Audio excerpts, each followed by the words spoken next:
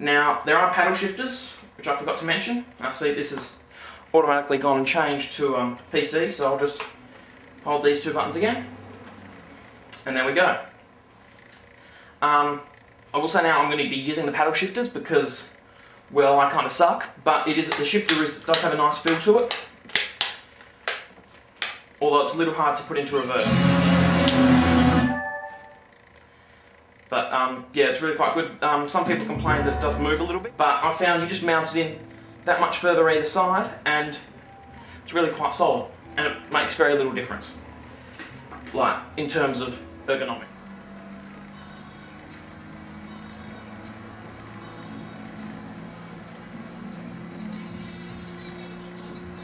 Now, it's a bit hard for me to really show you, but right now the force feedback is reasonably strong. If I just let go of the wheel, that'll really...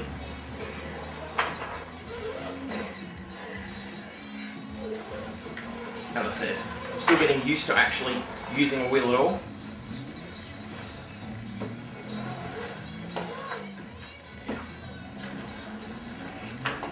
So to make it a little bit easy for myself, I'm going to chuck this back on 360. And away we go.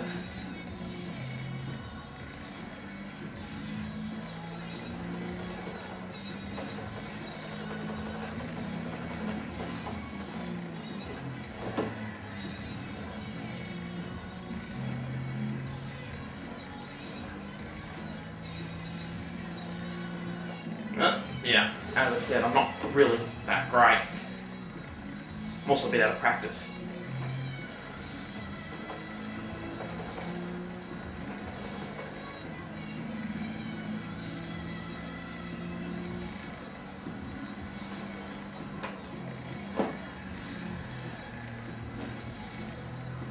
I'm not quite sure why the wheels decided to shake.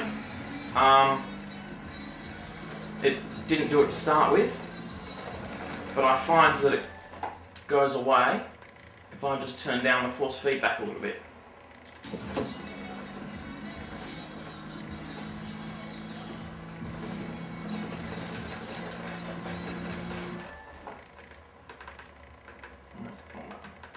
Which is also, it's also handy to be able to turn down the force feedback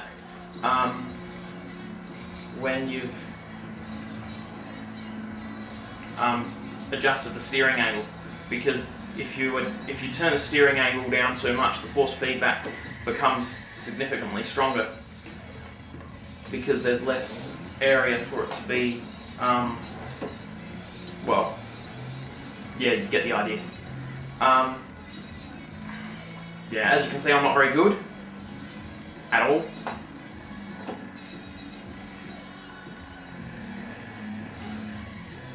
Yeah, at all.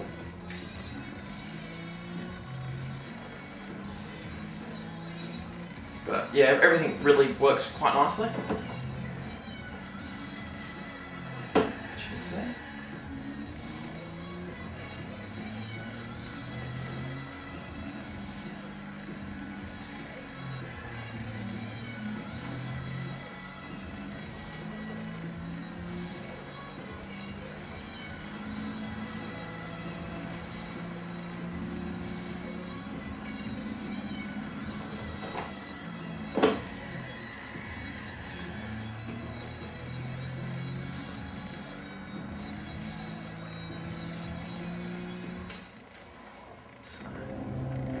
The paddle shifters, they're just small little plastic ones, if you can see there, because I can't tell if you can see that properly. Just in there. There they are. They're really quite comfortable to use, but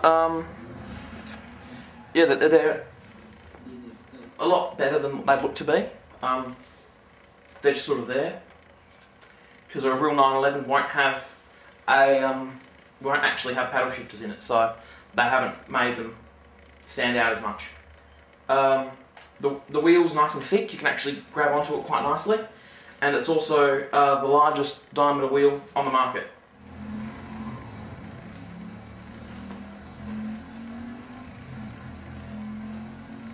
Now I'll show you what I mean with the steering angle. If I put that to 900, and I'll put the force feedback back up, it doesn't really turn much. But that's more because Need for Speed is an arcade racer rather than a simulator, so it's really more suited to a wheel with a lower steering angle, which is great if you got this wheel, because you can just back it off to 360 and it's perfect. You could use 180 if you really wanted. It's really just personal preference.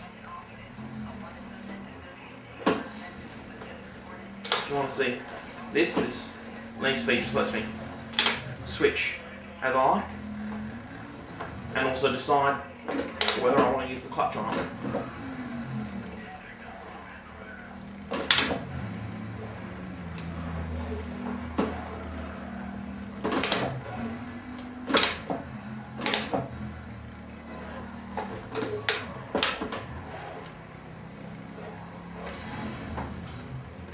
But yeah, that's kind of why I prefer the paddle shifters. Lets me keep my hands on the wheel and stay in control. You can see you've got your nitrous right there on L2, speed brake on R2, which are these two buttons here.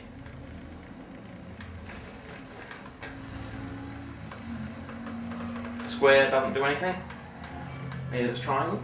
Oop, and now they're going to land on me. Yeah. Everything you need.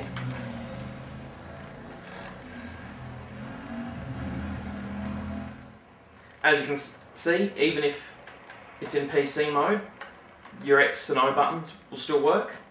I think most of the other buttons work. I know the D-pad still does. But yeah, the pedals don't tend to work though if it's in PC mode. As you can see, the build quality is really very good.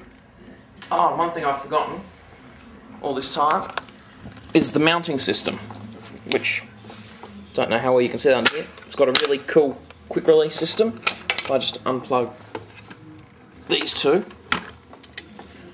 I can just, if you can see that, I can just pull it off like that, and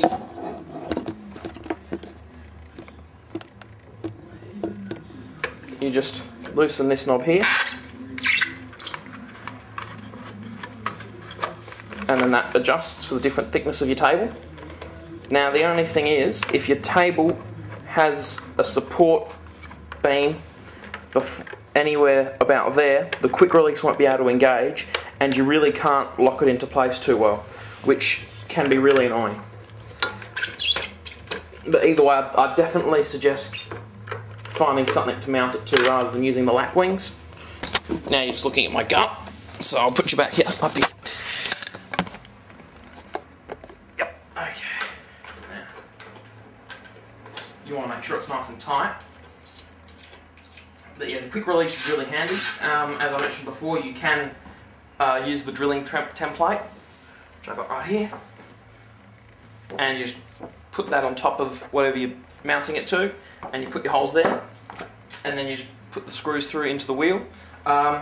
It doesn't come with screws for the wheel due to the fact that table thicknesses vary, so the screws may not be long enough that they give you, or they may be too long. So they haven't given you screws for that, but other than that, just about everything is included. Even the batteries for the pedals are included. Just about everything is included. I can't think of anything that you'd want that's not.